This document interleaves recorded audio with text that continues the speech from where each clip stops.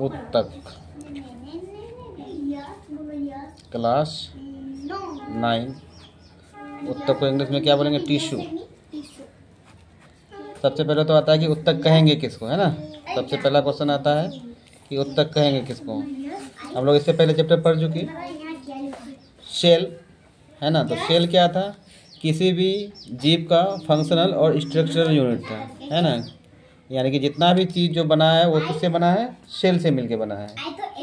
तो उसी से आगे का ये पार्ट है उत्तक, यानी कि सेल के समूह को, बहुत सारा सेल मिलके जो बनाएगा उसको बोलेंगे उत्तक, है ना।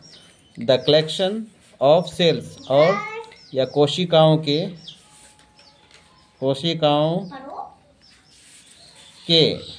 समूह को क्या कहेंगे? उत्तक कहेंगे। समझे कि नहीं? कोशिकाओं के समूह को उत्तक कहेंगे। या इसको और भी ऐसे भी बोल सकते हैं, वैसे कोशिकाओं जो क्या करेगा? सेम प्रकृति का होगा, यानी कि उसका गुण सेम होगा, तो उसको क्या बोलेंगे? उत्तक कहेंगे। ठीक है। उत्तक का भी क्या होता है? अलग अलग टाइप है। तो एनिमल में अलग होगा, और क्या कहता है, प्लांट्स में अलग अलग होगा। तो पहले हम लोग क्या करते हैं? क्लासिफिकेशन ऑफ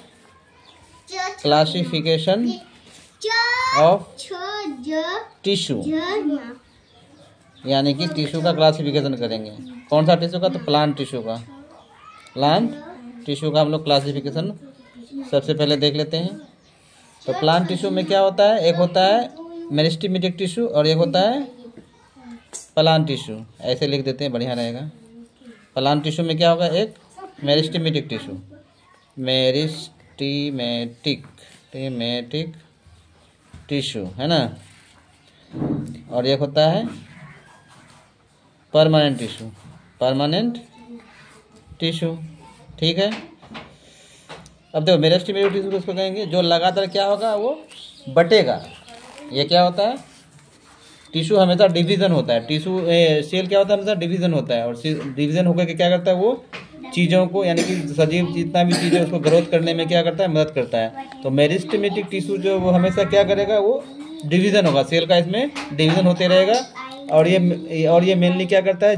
चीज़ों को, यानी सजीवों को वृद्धि करने में क्या करता है? सहायक होता है। प्लांट टिश्यू की जब बात करते हैं तो प्लांट को ये क्या करने, वृद्धि करने में मदद करेगा। अब मेरिस्टेमेटिक टिश्यू भी कितना होता है? 3 तरह का होता है। मेरिस्टेमेटिक टिश्यू 3 तरह का होता है। क्या क्या? एपाइकल, एक होता है लेटरल, और ये क्या होता है? इंटरक्लेरी। क्या होता है?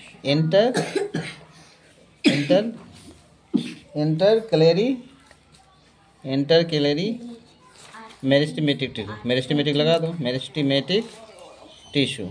समझे कि नहीं? ये सारा टिश्यू का प्रकार है। किसका? तो मेरिस्टेमेटिक टिश्यू का।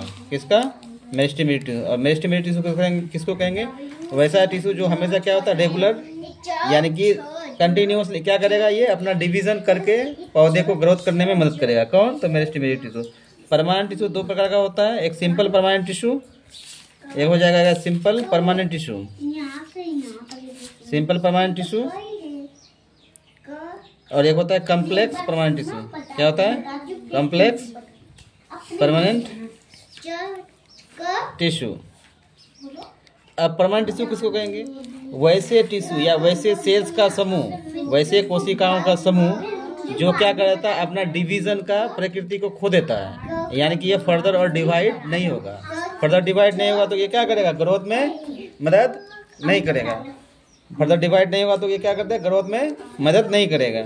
मेरिस्टेमेटिक टिश्यू क्या करेगा? हमेशा ये ग्रोथ करने में मदद करेगा, पेड़ पौधे को ग्रोथ करने में मदद करेगा। एपाइकल, उसमें 3 टाइप पढ़ लिए हम लोग, एपाइकल, लेटरल और इंटरक्लेरी। ये एपाइकल क्या होता है? मैक्सिमम तुम्हारा टिप्स में होता है, यानी कि जड़ और जो तुम्हारा टहनी, जो टुनकी सब है ना, उसको एकदम शीर्ष वाला, तो उसको वहाँ पे ये टिश्यू पाया जाता है। एपाइकल टिश्यू शीर्ष में और बॉटम में, यानी कि जड़ में पाया जाता है। ये क्या करता है? पौधे को बढ़ने में मदद करता है। लेटरल क्या हो गया? तो ये तुम्हारा ग्रोथ, गिर्त को, यानी कि मोटाई को बढ़ने में lateral permanent tissue lateral meristematic tissue क्या है? उसका जिम्मेदार है, मेरिस्टेमेटिक टिश्यू। समझ में आ गया। ये क्या कराएगा, तो पौधे को मोटाई में वृद्धि कराएगा। एपाइकल क्या करेगा, तो वृद्धि यानी कि ग्रोथ में, ऊंचाई को बढ़ने में क्या करेगा, ये मदद करेगा, ठीक है। और इंटरकैलेडी क्या होता है, दो नोट्स यानी कि तुम ये देखो बांस देखो ना, बांस का पेड़, बांस देखो ना, बांस क्या है, घास है, पेड़ नहीं है, घास है। बांस का देखो तो दो क्या होता है, ऐसे होता है कि नहीं जी, बांस गिरो सब होता है कि नहीं, गिरो सब, बांस में गिरो देखे कि नहीं, तो ये क्या, उसको नोट्स बोलते हैं, क्या बोलते हैं, नोट्स। या भी तुम्हारा क्या हो गया, वो मकई का जो होता है, मकई में भी इस तरह का नोट्स देखते हो कि नहीं, गिरो सब, तो उसको बोलते हैं नोट्स बोलते हैं, क्या बोलते हैं उसको, नोट्स। तो ये नोट्स के बीच में, नोट्स के प्लांट के नोट्स के बीच में वृद्धि करने में मदद करता है, यानी दो नोट्स के बीच को बढ़ाता है, यानी कि ये भी वृद्धि में ही मदद करता है। इंटरकैलेडी भी क्या करेगा, ये पौधे को बढ़ाने में मदद करेगा। तो लेटरल क्या करेगा, तुमको पौधे का मोटाई में वृद्धि करेगा।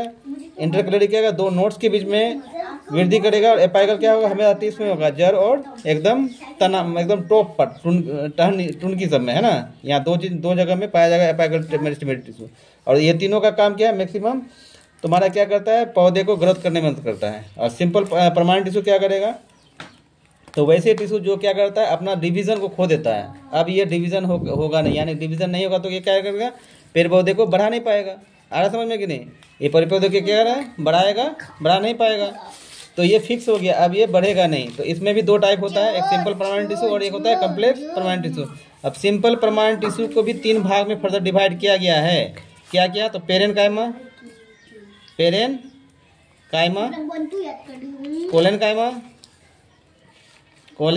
कायमा और स्क्लेरन कायमा। ये हुआ किसका, सिंपल परमानेंट टिश्यू का टाइप्स, पेरेन कायमा, कोलेन कायमा और स्क्लेरन कायमा। और परमानेंट कम्प्लेक्स परमानेंट टिश्यू में 2 टाइप होता है, एक होता है जाइलम, एक होता है फ्लोएम। जाइलम और फ्लोएम, समझे कि नहीं, जाइलम और फ्लोएम। ये परमानेंट टिश्यू का हो गया, कम्प्लेक्स परमानेंट टिश्यू, ये सिंपल परमानेंट टिश्यू और ये प्लांट टिश्यू, ये सब मिलके क्या होगा, प्लांट टिश्यू हो गया। टिश्यू किसको कहेंगे, समझ लिए, वैसे कोशिकाओं का समूह जो क्या करेगा, एक स्पेसिफिक वर्क को परफॉर्म करने में मदद करेगा।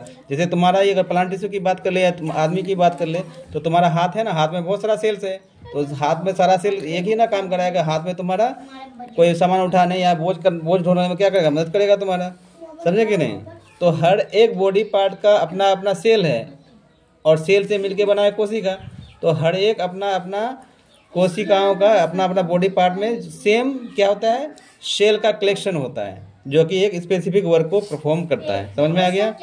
तो टिश्यू के बारे में पढ़ लिए, तो कोशिकाओं के समूह को उत्तक कहेंगे। ये प्लांट टिश्यू का क्लासिफिकेशन पढ़ लिए, अगला क्लास में फिर कल हम लोग देखेंगे, ठीक है।